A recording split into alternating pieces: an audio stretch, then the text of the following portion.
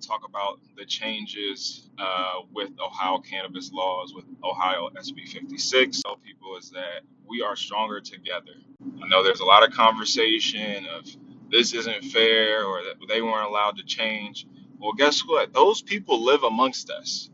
Their followers and supporters live amongst us, financiers. And so, as people, as citizens, we have to understand that there is more of us than them. And the louder we get, whether it's on social media, whether it's in real life in our local communities, in our local cities, in our local towns, at the township meetings, at the city council meetings, at the state meetings, we have to get louder and more united as a cannabis collective.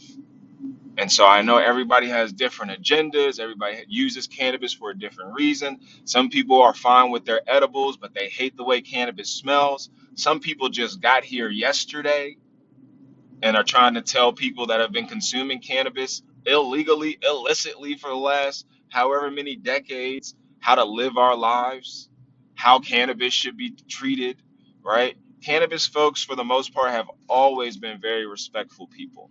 For the most part, people are going to stay away from children. People, yes, you might go to the park, but guess what? Some of y'all just moved to the city because y'all families was afraid to be around a certain demographic of people. Now you guys are just stoking the same messages as your ancestors or as your parents or grandparents.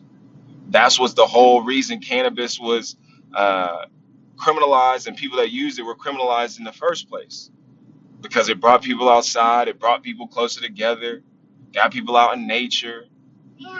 Graphic heal from, you know, generational trauma. But now you have a demographic of people who just want to own and control and monopolize the plant and the people that use it and how people use it at the state level.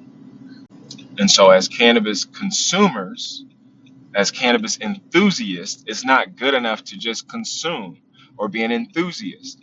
We have to create collectives, communities, get loud, get vocal, right? Be present at the state house, right?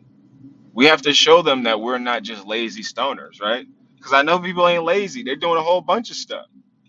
But part of that stuff has to be at the state house. It has to be at your city halls. We have to be out educating the community.